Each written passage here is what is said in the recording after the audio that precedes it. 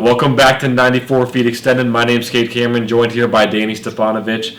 And of course, if you're familiar with the show, you know we've been talking shoes a lot. But of course, we've been focusing a little more on, Nike, Adidas, even throwing in some Under Armour a little bit. But of course, I feel like the new kids on the block when it comes to basketball shoes, New Balance. It's in the name, New Balance. Exactly. I was going to say, they recently just signed Zach LaVine as their one of the new athletes. So first off, of course, you have a guy like Zach LaVine playing for the Bulls right now. Got mad hops. How do you think this is going to affect New Balance when it comes to sales or anything like that? I feel like this is something New Balance had to do. Ever since they signed Kawhi... Okay. I could go into a lot right here. Where do you rank New Balance in terms of basketball shoes versus all the other companies? Let's start with that. I'd put, I think, 5. They're at 5 right now? I think 5 right now. So, because you have Kawhi's signature shoe, the Omnis. They're not bad, I think. Obviously Kawhi's a big fan of them, but you don't see anybody hooping in them. I don't think they've really gotten that big of a staple. So I feel like, I put them 5 right now. Okay, so I agree with you. I put them at 5, below Puma, Nike, Adidas, Under Armour. But I like what their new strategy is. They're signing the new hot guys. Zach LaVine having a breakout year. Some would say an MVP type year. Possibly. Okay, never mind. Yeah. But the Bulls were really hot at one point this year. Some of the most recent signings are DeJounte Murray of the Spurs, who he was an All-Star this year. Tyrese Maxey, he just put on a show a couple nights ago. No Harden, no Embiid. He took down the Heat. He's a rising star. He's only a sophomore. Jaylen Brown, another rising star. The Celtics, they were red hot. Celtics could do some damage. So this new era of New Balance athletes, it really, hopefully it'll bring some hype to the brand, because I feel like that's what it's missing.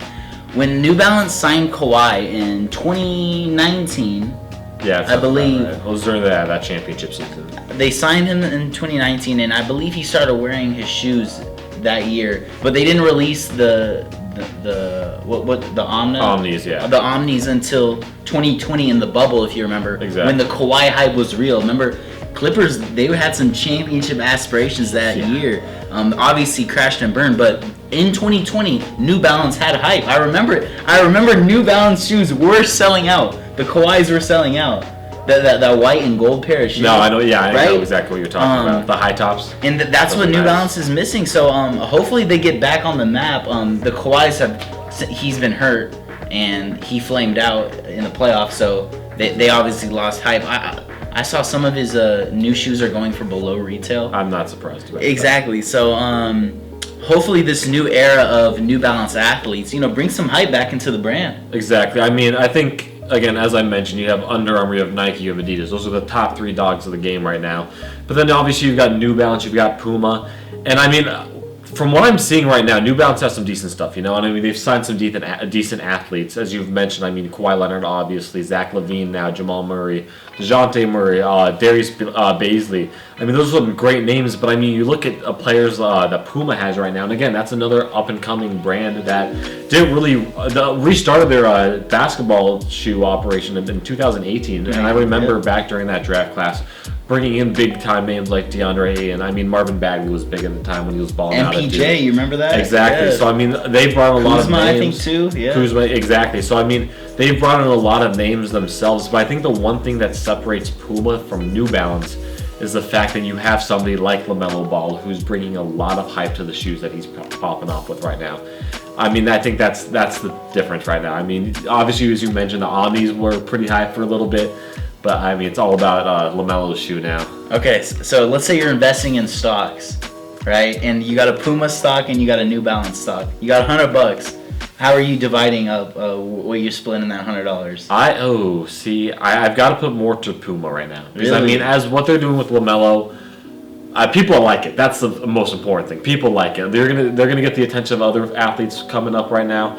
They're gonna get more. They're just gonna get more attention, in my opinion. So I think. If I had to put a percentage-wise, I'd probably do 75% of that going to Puma, 25%. Now I'm gonna play some devil's advocate for you. It seems like Puma is just signing everyone they can. I don't know, is quantity over quality better?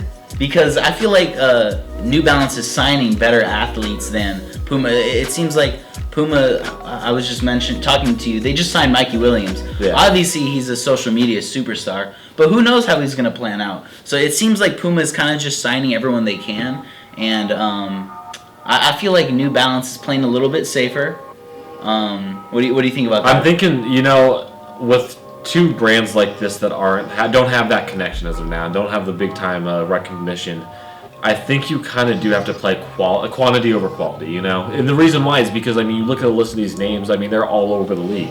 You're going to tune into a game and see a guy wearing a pair of New Balances, Not New Balances, Pumas. So it's like, you're going to be seeing people wearing these shoes just because they're not a signature shoe. Ain doesn't have a signature shoe.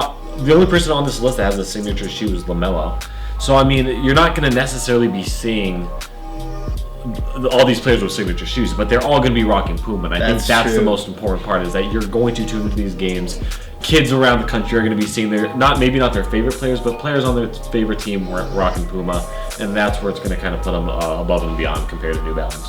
Going back to Zach LaVine, I'm interested to see what they do with him because he actually did have a signature shoe, the LaVine Airways, that dropped when he was part of Adidas, that dropped in China. So no one knew about them here. So hopefully New Balance can get on the map. I'm personally going to invest in New Balance. I know Puma's got the history. They got the Ewings, the Ralph Sampsons, and they have all these athletes rocking Pumas. But I don't know. I feel like there's still a stigma around Puma. Where it's like, bro, you really rocking Pumas? I can see. I feel like it's a little bit more European still. It's not so much in that American pop culture yet. Now when I look at the LaMelo ones, nice. Those look like Kyrie's. Those look like a next shoe that could change the game. Exactly. So, I think it will too.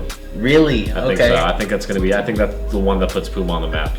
Wow. They had the Clyde Court disrupts. Now you're putting this on the map with the LaMelo shoe. So that might be a hot take. It's going to be good. It's a hot take, but I'm sticking with it. I think the Puma is going to be that next brand. I think there's a chance that they can even take over Under Armour at one point. Oh, I'll agree with that. I don't think that's a hot take. If they keep going with that, I think they're going to take over Under Armour. This is maybe another topic for a video, but Under Armour, I think, has completely fumbled the Steph Curry bag. Yeah, they did good, but yeah, I think that first style Steph Curry, the first, I think probably 1 through 5 were good, then after that they kind of fell off. They fell off so hard. All right. Yeah, so anything else? I think that's it. Okay. All right. Hey, thank you for tuning in. Make sure that you watch the full episodes as well, and we should be posting more of this a little bit more often. So keep watching 94 Feet Extended.